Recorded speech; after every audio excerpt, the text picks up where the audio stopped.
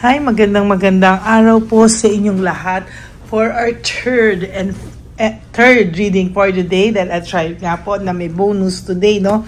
Titingnan po natin kung ano po ang makikita naman natin dito sa ating very powerful day, ang huling Biyernes po, no? Sa taon na 2024. Yan, tingnan naman po natin kung ano po ang makikita natin sa huling Biyernes ng 2024. Makikita po natin yan.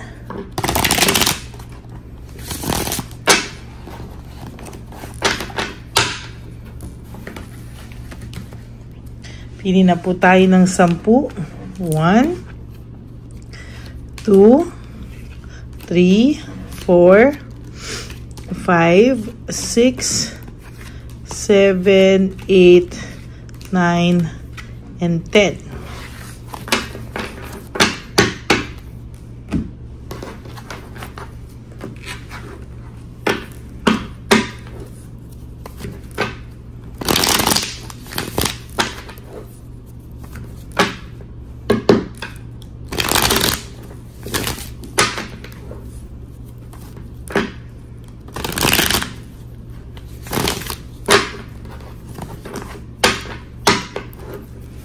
Pili naman po tayo ng 10. Huwag nyo po itong i-skip, ha. Lalo na po ngayon ay Friday, huling Friday po ng taon. Kaya gusto ko pong makuha ang inyong mga energies. 1, 2, 3. 1, 2, 3. 4, 5, 6, 7, 8, 9, and 10.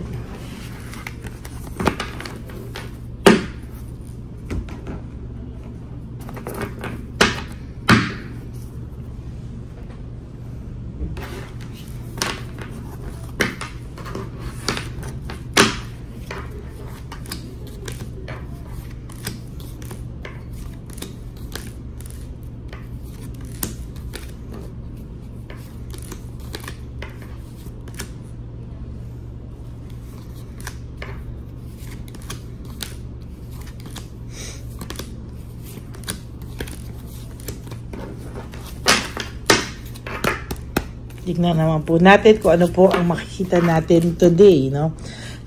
Gossip and isolation. Ina-isolate niya po yung kanyang sarili ngayon, ano?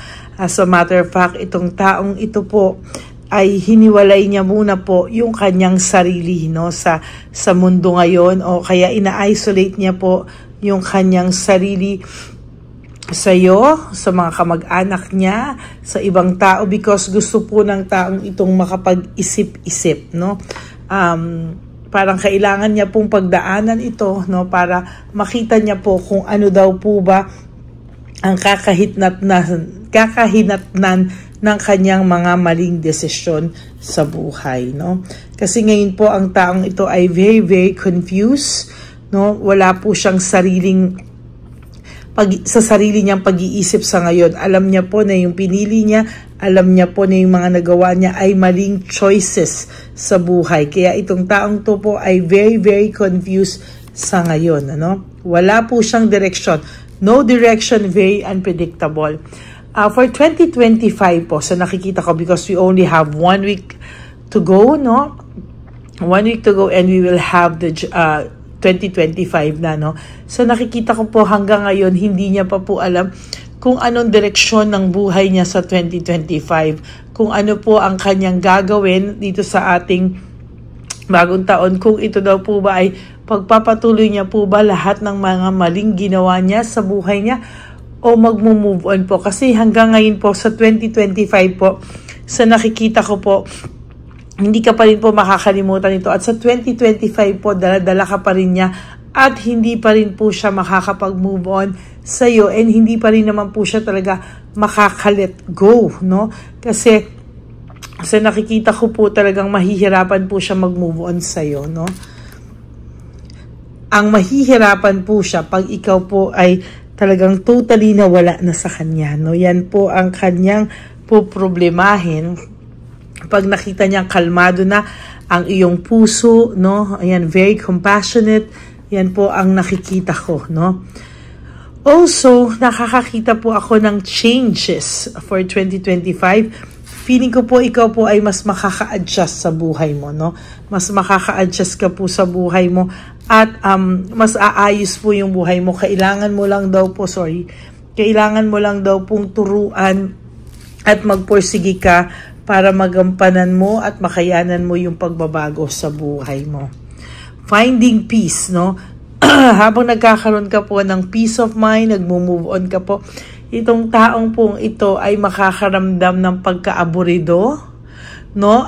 For 2025, lalo po itong magiging bitter kung ikaw po ay nakikitaan niya na ng pagkakalmado, no? At magiging mas maayos ka pa po sa susunod na panahon na ikakalungkot niya po talaga, no? Makakaramdam po siya ng emptiness and emotional loss, no? Siya na po ang makakaramdam niyan sa sarili niya. At talaga pong sasabihin ko sa iyo na hindi po basta-basta yung emptiness na mararamdaman niya. Yung emptiness pong mararamdaman niya ay talagang pagkawala ng kanyang sarili. Yung gigising ka sa umaga, you really feel empty. Parang ang laki-laki po ng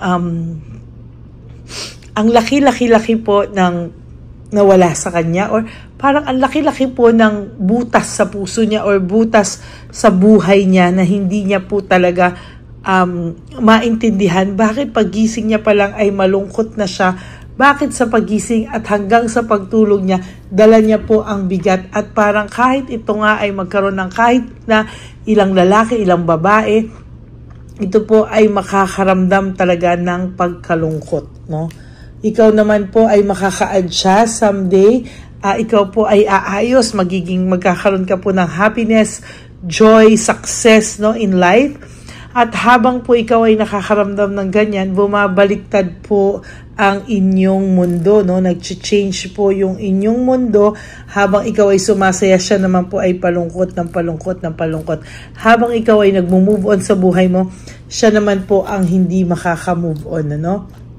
Marami po siyang actions, adventure, or fearlessness. Habang ginagawa niya po itong mga to, hindi niya po naiisip yung mga consequences na magiging mangyayari kapag ginawa niya to, no? So ngayon niya pa lang po naiisip na yung mga consequences, may balik pala talaga yung mga pinagagawa niya kalokohan sa iyo, no? Kung ikaw po hindi mo nakikita yun at parang alam mo na ang saya-saya nila, no, masaya silang dalawa, ikaw na yung niloko, ikaw pa yung malungkot, sasabihin ko po sa iyo, I will tell you, no, na kakaiba po ito, no? Babalik at babalik po sa kanya yan at hindi po totoong masaya siya. Sabi nga dito, meron po siyang emptiness and emotional loss. Kung sino man po ang makakarelasyon nito, lagi po itong mag-aaway or may clash of interest, no? Temperance in reverse, no?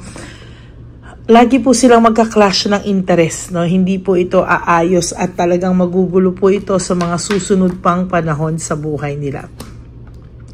Failure and defeat, no? Failure and defeat, lahat po ng ang pagsasaksak, lahat po ng pagsasaksak niya sa iyo, mga pagkasinungalingan niya sa iyo, lahat po yan ay babalik sa kanya. Lahat ng sinaksak niyang sakit sa iyo ay babalik sa kanya. Sasaksakin din po siya ng tadhana at matatalo sa lahat ng laban niya sa buhay, no?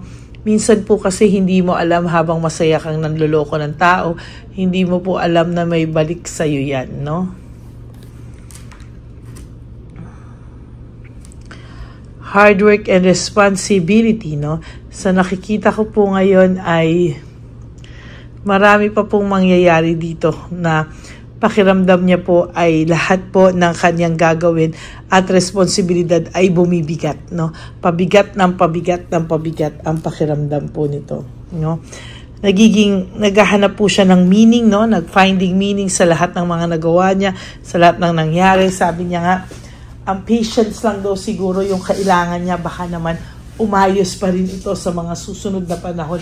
Maging pasensyosa at pasensyoso lang sila, no? Pero darating ang araw daw ay babalik sa dati ang buhay niya, no? Pero sa nakikita ko po, mukhang malabo, no? Mukhang hindi po mangyayari yan anytime soon na ganyan, ano?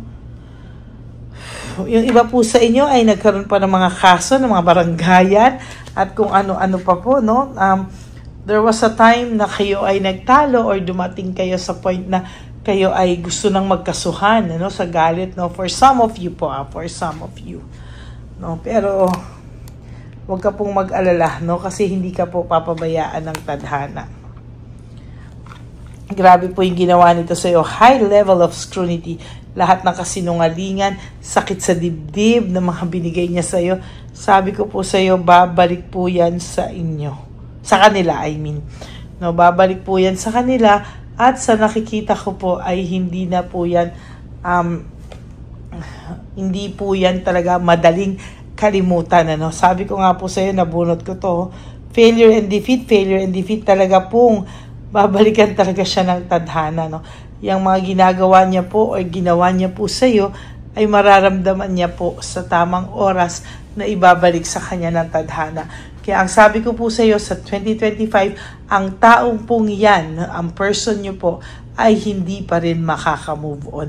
Bagkos talagang maraming sunod-sunod na kamalasan ang kanyang mararamdaman, no? So, ito pong taong to kasi ay may katigasan ng ulo, no? Pag hindi nasunod ang gusto, manlalamig, maghahanap ng iba at kung ano-ano pa, no? Pero wag ka pong mag-alala. This time, no, sagot ka po ng tadhana at hindi ka po papabayaan, ano? Dinadivert niya lang po, no? Yung mga nangyayari sa kanya ngayon, dinadivert niya lang po, no? Kunwari ay maayos siya, kunwari po ay okay siya, pero the truth is, hindi po siya okay. Sabi ko nga po sa inyo, ayan, no? Burnout siya and overstress siya sa lahat po ng nangyayari sa kanya ngayon. Hindi po siya totally okay, no? Ang yabang lang po nito talaga sa FB, ang yabang lang po talaga nito ay kayabangang asa lang, no? Pero sasabihin ko po sa inyo, burnout po siya at talagang selos na selos po siya kapag siya po ay may nababalitaan sa'yo na ikaw ay masaya na ikaw ay may iba na. At sasabihin ko sa'yo, sa 2025 po, sinasabi ko sa inyo, hindi pa rin siya makakapag-move on at sunod-sunod na kamalasan po ang mangyayari sa kanya. Kaya po, hindi po siya masayang makita o hindi po siya masayang na makabalita sa iyo na siya po ay pagpapalit mo na o may pumalit na po sa pwesto niya sa iyo, no? At talagang dadamdamin niya po ito at talagang hindi niya po talaga kakayanin. Kaya ang mangyayari po, lalo po ito magiging bitter at dala niya po lalo ang bigat sa loob. At yung pagsisisi po, sabi ko sa inyo, walang pagsisisi na nasa unahan. Lagi pong ang pagsisisi nito ay laging nasa huli. Okay? Yan po ang inyong third reading for the day. I hope na naka-resonate po kayo. And if you do, can you please give me a like and comment down below para naman po alam ko ang inyong mga nasa sa loob, no? And for those of you who would like to have a private reading with me, you can message me po at Lady Lee Elena. That's LadyLy Elena. Nasa dulo po yan na ating video. Diyan nyo lang po ako makokontak. That's my only official and legit FB account. Ayan. And ano pa nga po ba, no? Ang lagi nyo pong iisipin, ano, at i-report, no, na kung sino man po ba ang mini-message nyo, kung ito po ba ay ang scammer o ang totoong Lady Elena. Kaya dapat po kayo po ay maging wise at maging pakiramdaman nyo po yung instinct nyo, no? Kasi ang Lady Elena na fake channel ay nandiyan na naman po at patuloy na naman po nang i-scam sa ating mga kababayan, no, all over the world. Kaya mag-ingat po kayo, no? Binubura niya pa po yung mga messages na pinopost namin doon sa FB page niya na scammer siya, no? Binubura niya po at talagang sana po ay ma-report talaga natin ang messenger nito. Kasi ilang araw na po itong nawala sa messenger. Kaya ayan po, no? Kahapon meron na naman po siya. Kaya sana po ay tuluyan na po talagang mawala yan. Okay? Sa aking mga ever loyal, solid, and faithful na Lady Elena family, I love you all from the bottom of my heart. Mahal na mahal ko po kayong lahat at lagi niyo pong tatandaan na kahit po nasang lupa-lupa ko ng daigdig, kayo po ay aking bibigyan at babasahan araw-araw na ginawa ng Diyos. Pero sa ngayon po, ako po ay nasa Pilipinas, wala po akong PayPal account at wala po akong sinisend ng link kung saan kayo po ay pwedeng ma-hack, no? Nilabas ko rin po dito sa dulo ng ating video yung fake scammer, no? Bago po, after po nun, yung totoo na account natin, ano? Para maging aware po sa inyo at maging kayo at maging babala din po sa inyong lahat, no? Kung sino po ang scammer natin dito. Okay? Maraming salamat po sa inyo and please, no skipping of ads. Tulong nyo na po yan sa ating channel, no? Panoorin nyo po from start to finish, including po yung ating mga ads. Kasi kapag alam nyo po, kapag ganyan, ay makakatulong po kayo ng malaki sa ating mga matatanda. Pakiusap po, no, sa mga hindi pa nakakapanood ng One Love a Day. Pasensya na po, ipopost ko po yung One Love a Day, nalalagyan ko talaga ng pangalan na One Love a Day. Kasi nga naman, yung mga naghahanap ng One Love a Day, nakalagay doon sa video na ito yung na yung pinakahihintay mo. So, akala po nila reading, no? It was supposed to be a surprise for each and every one of you. Kaso yung iba po, hindi daw po nila napanood, no? So, ngayon po, mamaya po, i-upload ko po yung One Love a Day natin last Sunday, December 22. So, ayan, para po mapanood na po ng mga hindi pa nakakapanood. And for those of you na nakapanood na po, ulit-ulitin nyo lang po para alam nyo po kung saan po napupunta yung pag hindi nyo pag-skip ng ads. Kasi po, ang sarap-sarap po sa pakiramdam na nakakatulong po tayo sa ating mga kababayan, lalo na sa matatanda na nasa kalye. Okay?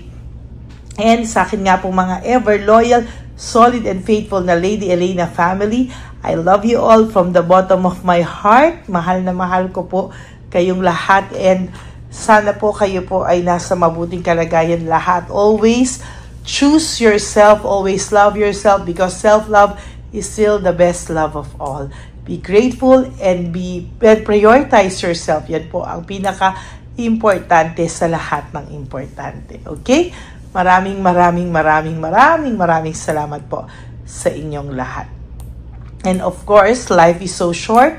Don't make it shorter by stressing yourself from all the pains and heartaches na binigay sa inyo ng kahapon. Just surrender everything to the divine universe and just let go and let God write your life and love story. I will be back po for another set of reading. Huwag po kayong malulungkot ha. Ako po ay magbabalik for another set or bonus set of reading for today. Maraming salamat po. Have a happy Friday and titingnan ko po mamaya kung makakabalik pa po ako for a bonus reading from me. Okay? I love you all po and may God bless you all. Bye! Magandang gabi po ulit sa inyong lahat. Ako po ay muling nagpapaalala sa inyo na mayroon pong lumalabas sa FB at Messenger account na fake account po, no, nang hihingi po ng $25 through PayPal at hindi po yan totoo. Huwag po kayong maniwala dyan. At pag sinabi mo po na gusto ko pong marinig ang boses nyo or makita kayo, ang sasabihin po ay magbibigay kami ng link. Buksan mo yan at pagkatapos ay makikita mo ako. Huwag po kayong maniniwala dahil yan po ay hindi totoo. Yan po ay isang malaking scam na pag binuksan nyo po ay mahahack po lahat sa inyo. Mahahack po ang inyong mga personal details. Lahat ay mahahack. Ako po ay nalulungkot na ito po ay nangyari. Ngunit sa talagang may mga tao pong masasama at may mga tao po talagang hindi makatiis na hindi gumawa ng masama sa ibang tao. Pero maging aware po sana kayo. Tulungan nyo po ako. I-report po natin yung fake na yan at sa FB para siya po ay mawala na at wala na po siyang mabiktima pa, no? Nandyan po lahat ng details At maraming salamat po sa inyong lahat. Maraming salamat po sa inyong lahat at mag-iingat po kayo.